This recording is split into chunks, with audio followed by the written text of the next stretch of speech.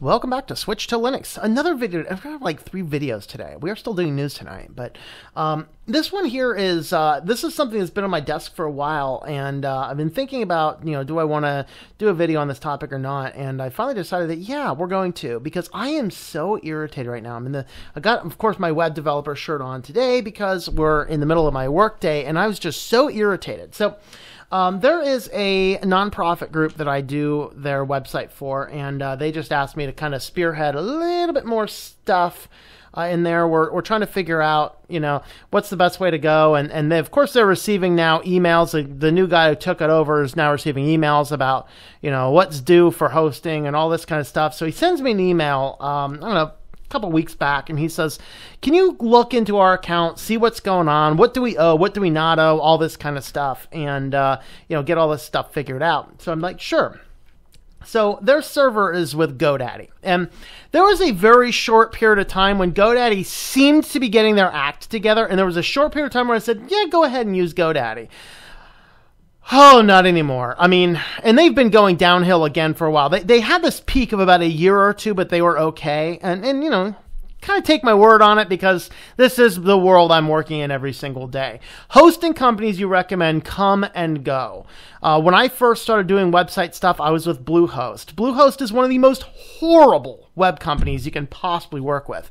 What made them that way? Well, they were bought out by a company called EIG, Endurance International Group, who also bought HostGator. I went from Bluehost over to HostGator because HostGator was doing awesome when Bluehost really started to suck. And then, wouldn't you know it, a year and a half in, EIG bought HostGator, and they suck now too.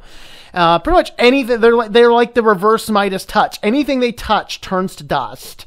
But then you have these companies like GoDaddy. Now, GoDaddy at a time was an okay company, and then they just got such progressively bad. It's horrible. And then eventually then what ended up happening is they started to put some things into place that made them a decent company for a little bit, and then they just kind of went right back downhill again. And I just got off of quite extensive, very aggravating phone call with them in response to this. So first, let me tell you about the problems with where we as customers need to know what we're doing and getting into. So this is a small website that gets traffic literally about 4 or 5 times a year. If this site gets 10,000 views in any given year, I'd be shocked. So what hosting services are they paying for? So I went through and I did an audit of their account through GoDaddy. And of course, it was all probably just set up online. Guy probably just went on, and in fact, the supervisor I talked to did tell me, it's all done through a web order. I'm like, you guys are upselling crap that he doesn't need. He's like, for your information, this is done on a web order. No, your web form is upselling crap the guy doesn't need. So here is their breakdown. And if you know anything about hosting, this is insane. They're paying $69.99 a year for an SSL in 2018, when most SSLs are free. The real kicker, the SSL, they've been paying $69.99 a year since 2010. It's never been set up. They keep auto-renewing it, but it's never been set up. You'd think somebody would be like, hey, you should either set this up or not pay it, but they didn't care. They're paying $179.88 per year for hosting. $119.88 a year for a shopping cart system that has never been touched. $12.42 per year for a domain. $32.97 per year for privacy. And $71.88 per year for email that they have never set up since 2010. So in all, $486.02 is what this nonprofit, and this is a nonprofit organization that seeks to raise money to fund scholarships for kids. $486.02 per year. Of that, $261.75 per year is not used at all.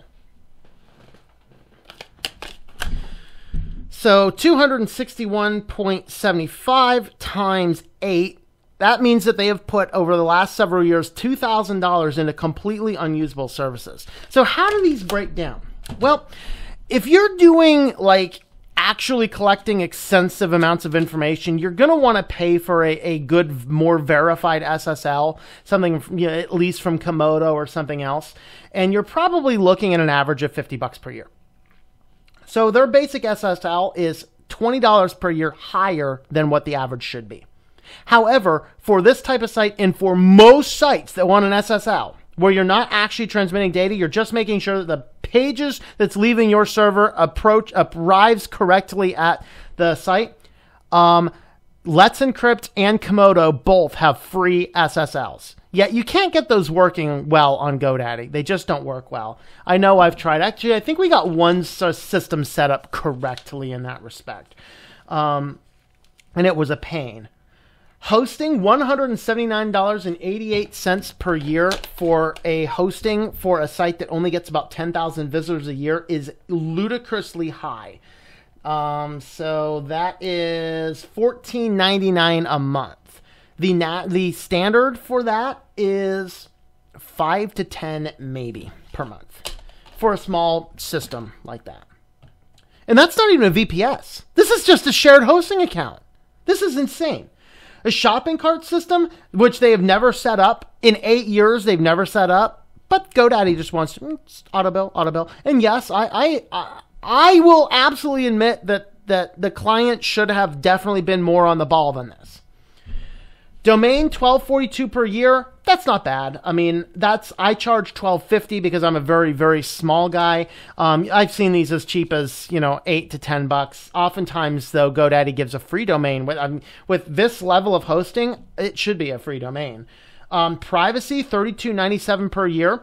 That is industry standard is $10 per year. So they're paying over 3 times more, and we're going to get back to that one in a minute. And then there's $71.88 per year for an email account that they have never set up. Never used, never set up. There's nothing there.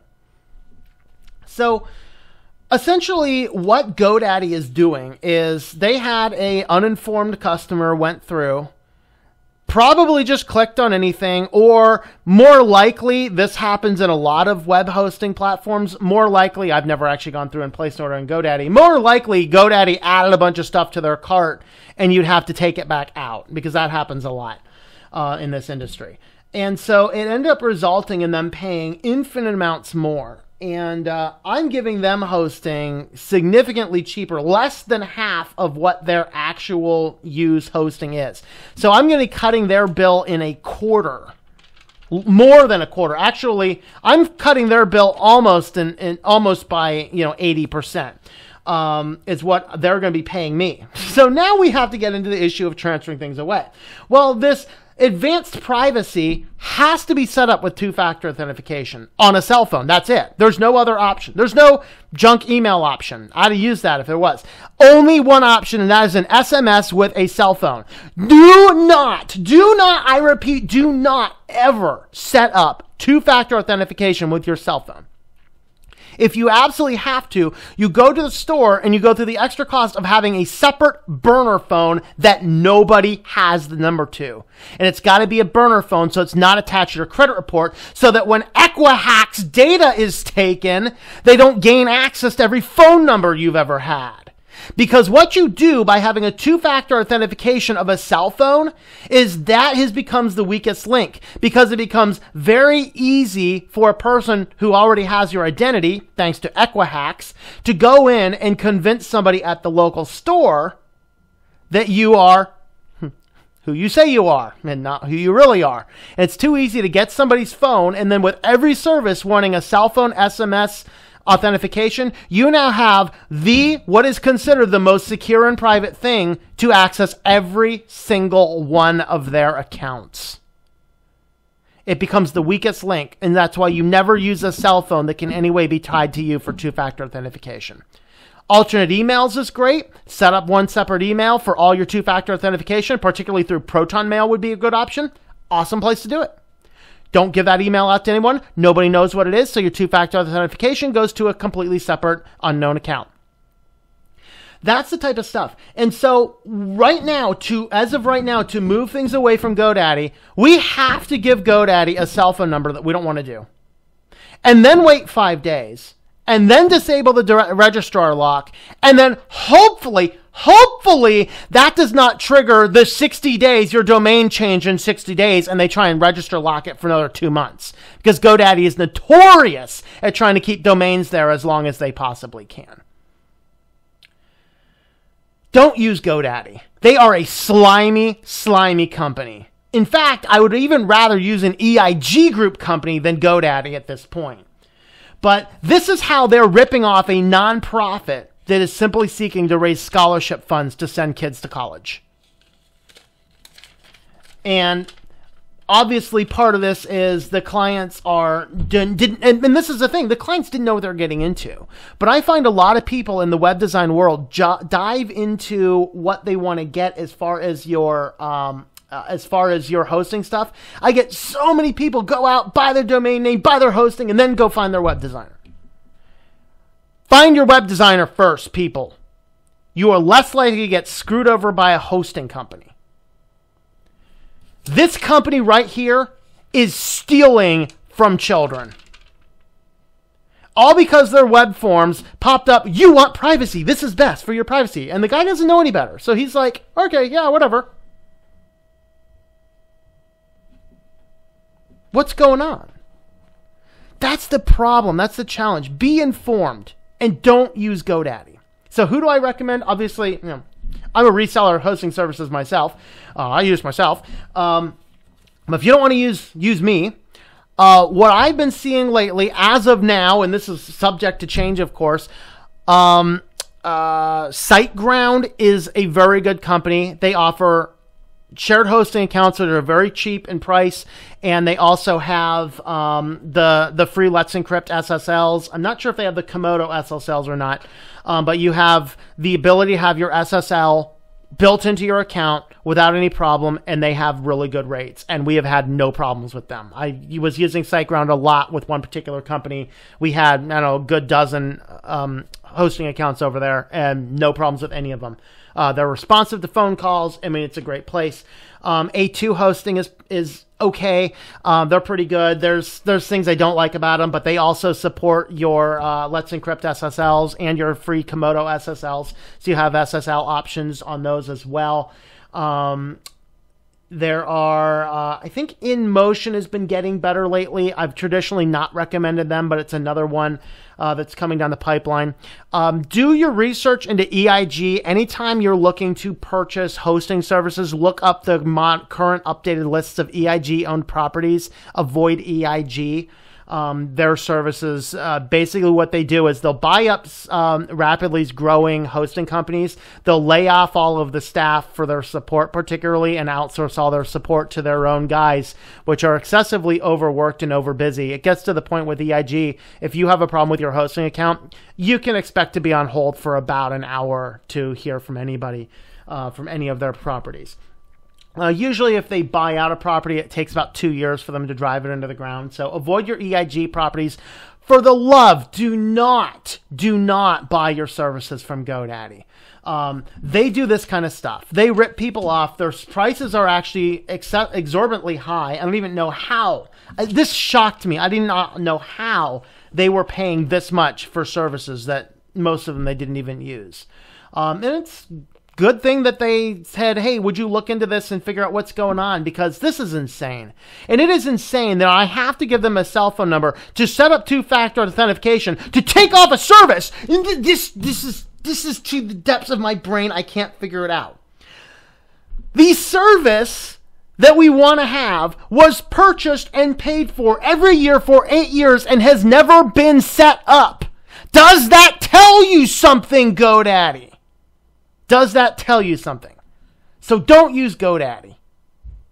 Don't use GoDaddy. They suck. They are horrible.